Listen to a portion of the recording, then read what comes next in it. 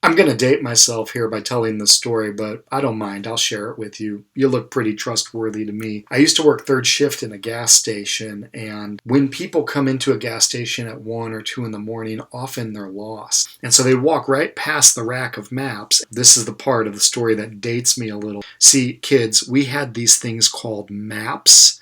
Think GPS, but on a piece of paper, a very large piece of paper folded up. So they walk right past the rack of maps and come up to the counter and ask me for directions. And I'm not proud to say it, but if I didn't know where they were going, I would make something up. Now, if they ever did make their way back to the gas station for a second time, they would walk in, and the first thing they would do is grab a map and bring it up to the counter before asking me for a second batch of directions.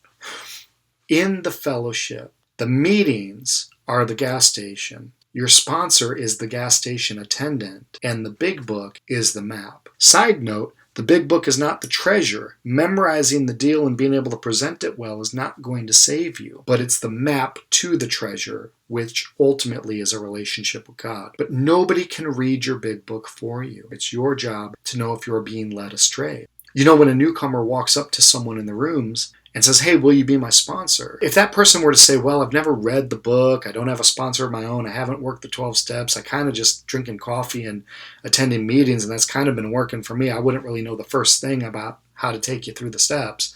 Well, that would be sad, but it wouldn't be tragic. It wouldn't be tragic because the newcomer would have all the data they need to realize they need to ask someone else. And they could keep repeating that process even if it took them 100 times. But instead of saying, sorry, I don't know what I'm doing, most people are saying, sure, I'll be your sponsor. Don't drink no matter what, even if your ass falls off. And if it does, you drag it to a meeting. I want you to call me every day by 5 p.m. You need to attend 90 meetings in 90 days. 3 of those meetings need to be at a meeting that I'm at.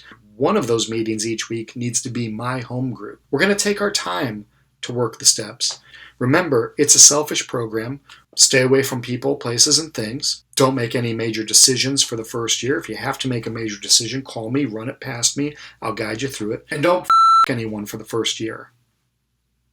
Understand that not a word of that is Alcoholics Anonymous. You won't find it in the book anywhere. And the person who cannot navigate that information effectively, in my mind, is a newcomer, even if they've got 10 or 20 years. So congratulations, you're no longer a newcomer.